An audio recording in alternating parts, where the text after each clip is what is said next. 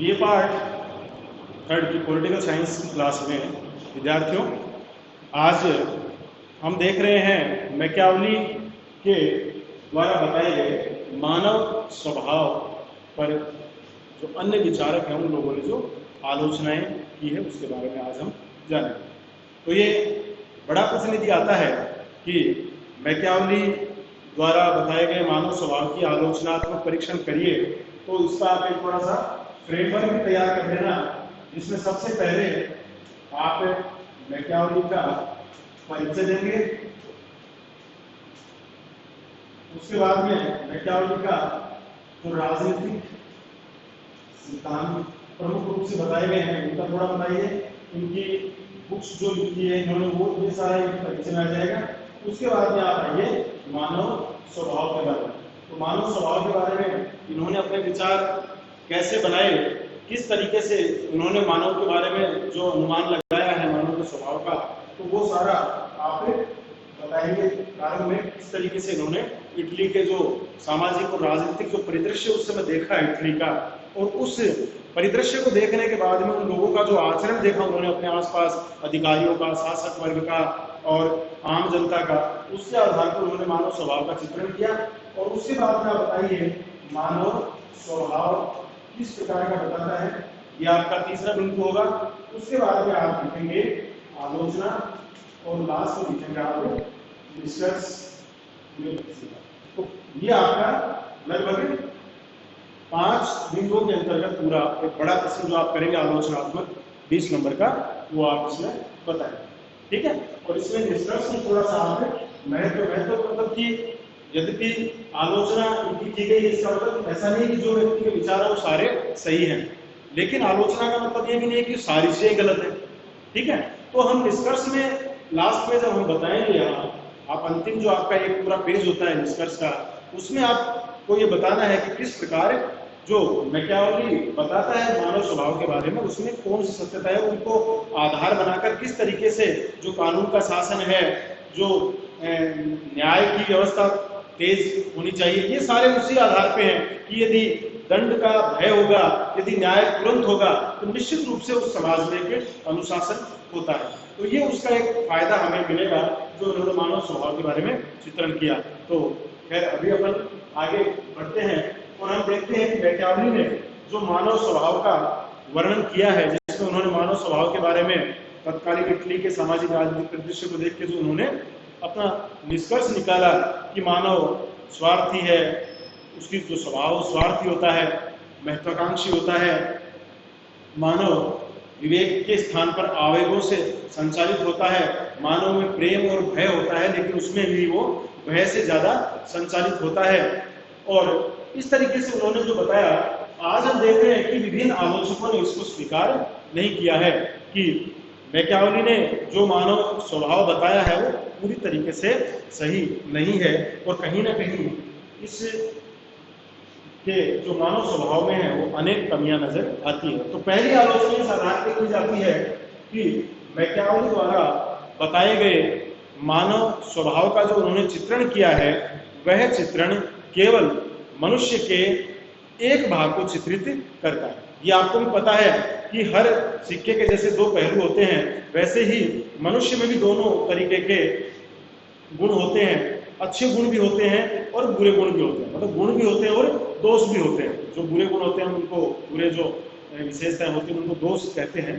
तो हम ये कह सकते हैं कि मनुष्य में जहां गुण है तो वहां दोष भी है। मैकियावेली ने केवल मनुष्य के दोषों को एकत्रित किया, केवल उनके दोषों को देखकर उसने समस्त मानव समुदाय पर उन सिद्धांतों को लागू कर दिया। तो ये सिद्धांत केवल एक पक्षी सिद्धांत कहलाता है, या हम कह सकते हैं कि मैकियावेली ने केवल मनुष्य के जो स्वभाव के एक पक्ष से ही हमें परिचय करवाया। यदि मनुष्य में हम देखते हैं कि जहां स्वार्थ, लालच और इस तरह की चीजें हैं, तो वहीं दूसरी तरफ मनुष्य में करुणा, दया, प्रेम, परोपकार, सहयोग, ये सारे भी हैं। और यदि ये नहीं होते तो ये मानवता जो आज इस रूप में विकसित हुई है, इस मानवता का विकास संभव नहीं हो पाता। यदि सारे मनुष्य बुरे होते, यदि सारे लोग स्वार्थी होते, यदि सारे लोग धन के लोलुप होते, सारे लोग धन को ही पसंद करने वाले होते तो आज कहीं भी हमें मानवता दिखाई नहीं देती। लेकिन आज हम देखते हैं कि आज वर्तमान दौर में आते आते हमारे सामने अतीत से लेकर वर्तमान तक ऐसे लाखों एग्जाम्पल हैं जिनमें हमने देखा कि लोगों ने दया का परिचय दिया, न्याय का परिचय दिया, करुणा का परिचय दिया है। और दिया नहीं बल्कि अधिकांश लोगों ने अपने जीवन में करुणा, दया, त्याग, परोपकार इनको अपनाया है और अपने जीवन को एक पवित्रता के साथ मानवतापूर्ण तरीके से उन्होंने अपने जीवन को जिया है। और मानवता, और यही कारण है कि आज हम विकास के इस दौर तक पहुंचे। ठीक है ना। तो ये निश्चित रूप से मान के चलिए, आलोचक कहते हैं विकास वही है जहां सहयोग है, जहां करुणा है, जहां लोग एक दूसरे का हेल्प करते हैं। तो ये सारी चीजें मैकियावेली ने कहीं ना कहीं एक तरीके से अनदेखी की है और मनुष्य के केवल एक पक्ष अर्थात मनुष्य के आचरण के दोषों को ही उसने, मनुष्य के मानव स्वभाव को उसने चित्रित किया है। अतः इस दृष्टि से मैकियावेली का सिद्धांत आलोचक कहते हैं कि सही नहीं है। दूसरा, यदि हम बात करें तो मैकियावेली ने जो भी मानव स्वभाव का वर्णन किया है, ये मानव स्वभाव उसने, आप देखेंगे कि तत्कालीन जो राजनीतिक और सामाजिक परिवेश उस दौर का जो इटली का था, जो मैकियावेली के समय, वहां उसने उन लोगों के आधार पर उसने अपने सिद्धांतों का निर्माण किया है। लेकिन उन लोगों की आदतों को हम ये मान लें कि पूरे विश्व की आदतें वही हैं, या पूरे विश्व पे हर राष्ट्र के अपना एक पर्यावरण होता है, अपनी एक संस्कृति होती है, अपनी उनकी हैबिट्स होती है। तो केवल उन्हीं के आधार पर बनाए सिद्धांत को विश्व के सभी देशों पर सार्वभौमिक रूप से लागू करना कि पूरे विश्व के सभी मानवों की यही प्रकृति होगी, यह उचित नहीं। ठीक है। क्योंकि विश्व के सभी नागरिकों का अध्ययन जब तक आप नहीं करेंगे, मतलब इसे आप एक केस स्टडी के रूप में लेके लागू करने वाली बात होती है वो, लेकिन एक राष्ट्र को आप उस राष्ट्र की परिस्थितियों पे आप वहाँ की केस स्टडी में शामिल कर सकते हैं। लेकिन अन्य राष्ट्रों का देश काल, वातावरण, संस्कार, प्रवृत्तियाँ सबकी आप देखेंगे अलग अलग होती है। यदि आज हम तुलना करें भारत के नागरिकों की तो अमेरिका के नागरिकों से यहाँ भिन्नता मिलेगी, अमेरिका के नागरिकों की आदतों की भिन्नता करें तो जापान के नागरिकों से भिन्नता मिलेगी, जापान के नागरिकों की बात करें तो चीन के नागरिकों से भिन्नता मिलेगी। तो ये विश्व स्तर पर भी हम देखते हैं कि विभिन्न प्रकार के लोगों की आदतें समान नहीं है, विभिन्न देशों के लोगों की हैबिट्स, उसमें वहाँ का जो कल्चर है, वहाँ का जो एक सिस्टम बना हुआ है, उस सिस्टम के अनुकूल होती जाती है। और यही कारण है, आप देख रहे हैं कि साधनों से नहीं बल्कि मानव शक्ति, मानव का जो प्रेरक तत्व है, आत्मबल है, कॉन्फिडेंस है, ये भी राष्ट्रीय शक्ति का एक प्रतीक माना जाता है। जब हम अंतर्राष्ट्रीय राजनीति पढ़ते हैं, आप उसमें बहुत अच्छे से इन चीज़ों को आपने देखा है, पढ़ा है कि ये सारी चीजें भी विभिन्न राष्ट्रों में जो अंतर है शक्तियों में, डेवलपमेंट में, ये सारा अंतर उन राष्ट्रों के व्यक्तियों के आचरण और व्यक्तियों की आदतों की वजह से भी होता है। ठीक है। तो अतः हम ये नहीं कह सकते कि मैकियावेली जो उस समय अपने राष्ट्र में जो उसने देखा और उसका जो चित्रण किया वो सभी देशों पे लागू होगा। अतः इस दृष्टि से भी उसकी आलोचना की जाती है। एक यहाँ आपको ध्यान में रखना है कि समाज में जैसे उसने बताया किस तरह के लोग होते हैं, लेकिन हम देखते हैं कि समाज में दोनों प्रकार के लोग होते हैं। जहां समाज में अच्छे लोग हैं तो समाज में अपराधी भी हैं। ठीक है ना। लेकिन सारे अपराधी नहीं है, सारे अच्छे लोग नहीं है। तो दोनों ही चीजें यदि हम देखें तो समाज में सभी लोगों का मिश्रण होता है। अतः केवल एक ही आदत के लोग या एक ही नेचर के लोग सबको एक नेचर में समा लेना ये सही नहीं। मैकियावेली मानता था कि हर व्यक्ति स्वार्थी है, लालची है। लेकिन यहाँ आप एग्जाम्पल देखेंगे, भारत में एग्जाम्पल देखेंगे, जिस समय भारत में स्वतंत्रता आंदोलन का दौर चल रहा था, लोगों ने सब कुछ छोड़ दिया, बस लोगों के दिल और दिमाग में एक चीज थी, राष्ट्र की स्वतंत्रता। तो ये चीजें हम देखते हैं कि ये जो भाव होते हैं, ये विवेकपूर्ण भाव, राष्ट्रभक्ति के भाव, इनकी बात कहीं भी मैकियावेली नहीं करता है। और उस समय किसी प्रकार का भय नहीं था कि लोग भय से करवा रहे थे कि आपको राष्ट्र पे, हर व्यक्ति अपनी अंतः प्रेरणा से अपने आप को उस समय इस राष्ट्र के लिए आहुत करने के लिए तैयार था, राष्ट्र के लिए बलिदान देने के लिए तैयार था। और वो केवल एकमात्र जो उनके पीछे भाव थे वो केवल राष्ट्र प्रेम के भाव थे, किसी प्रकार के भय के भाव नहीं थे। लोगों ने, अभी आप हाल ही में आपने कई जीवनियां पढ़ी है, अभी आप कभी विद्यार्थियों, आपको जब भी मौका मिले आप कलाम साहब का जीवन पढ़िए, तो अब्दुल कलाम साहब को जब आप पढ़ेंगे तो वहां भी आप देखेंगे कि वो एक ऐसे वैज्ञानिक थे कि उनको यदि वो चाहते तो विदेशों में, विश्व में इतने ऑफर उनको मिले थे अपने प्रयोगशालाओं के लिए, अपने आविष्कार का लाभ वहां देने के लिए, और अथाह पैसे का उनको ऑफर दिया गया था कि आप यहाँ आइए, उस देश में आइए, उस बड़े बड़े जितने भी विकसित राष्ट्र थे। लेकिन कलाम साहब ने उन सारी चीजों को बिल्कुल नकार दिया, क्योंकि उनके जहन में जहां एक नंबर पे था वो राष्ट्र प्रेम था। उन्होंने माना कि मेरा सारा ज्ञान, मेरे द्वारा जितना भी किए गए कार्य हैं, वो सारे, उन सब का लाभ मेरे राष्ट्र, मेरे भारत को मिलना चाहिए। रत्ती भर भी उन्होंने धन को महत्व नहीं दिया, उन्होंने हमेशा राष्ट्र प्रेम को सर्वोपरि रखा। तो हम ये देखते हैं ऐसे उदाहरण, आज हमारे ऐसे जो महान लोग हैं वो आज हमारे सामने, अभी हमारे जस्ट आप देख सकते हो कि उनके कारण भारत कहां से कहां विकास में, शक्ति में, हमारी सेना कहां से कहां पहुंच गई है डेवलपमेंट के मामले में। तो ये सारी चीजें आप देखेंगे तो ऐसे कई उदाहरण आपको देखने को मिलेंगे, ऐसे महान व्यक्तित्वों को जो हम देखते हैं। तो मैकियावेली ने ऐसे कहीं भी कोई उदाहरण नहीं दिया, मैकियावेली ने उन लोगों के उदाहरण लिए हैं जो लोग उस समय स्वार्थी थे, धन के लालची थे, उनका उदाहरण देकर उन्होंने संपूर्ण मानव समाज को उसको लागू कर दिया। तो ये भी जो मैकियावेली का सिद्धांत है वो इस दृष्टि से भी लागू नहीं होता। अगली जो आलोचना की जाती है वो ये की जाती है कि उसने कहीं भी तार्किक और वैज्ञानिक आधार नहीं दिया मानव स्वभाव का, कि मानव स्वभाव ऐसा होता है, इसका कोई क्रमबद्ध उसने अध्ययन किया हो, क्रमबद्ध अध्ययन करने के बाद में उसने कोई वैज्ञानिक तथ्य हमें दिए हो। विशुद्ध रूप से मानव स्वभाव पे उसका जो किया गया वर्णन है वो एक तरीके से अतार्किक, अमनोवैज्ञानिक और पूरी तरीके से अनुमान पर आधारित है, जो उसने उस दौर में देखा और लोगों का उसने अनुमान लगाया।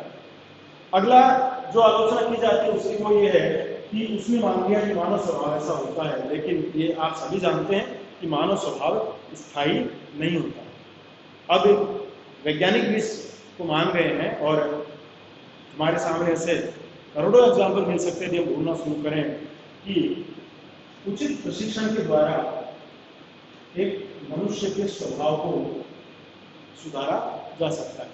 ठीक है, आप ये नहीं कह सकते कि कुछ मान लीजिए पूरी तरीके ही बदला जा सकता है, लेकिन उचित ट्रेनिंग हो, उचित एक माहौल हो, उचित मनोबल हो, उचित प्रेरणा यदि उसको मिले, उचित मार्गदर्शन यदि उसको मिले, सही दिशा उसको मिल जाती है, तो मनुष्य के स्वभाव में परिवर्तन भी आता है। और ऐसे बहुत उदाहरण मिले हैं जहां हमने देखा है कि लोगों ने एकदम से अपने जीवन को उचित प्रेरणा मिलते ही, उचित मार्गदर्शन मिलते ही, अच्छे गाइडेंस के सानिध्य में रहते हुए लोगों ने अपने जीवन को बदला, अपने स्वभाव को उन्होंने बदला।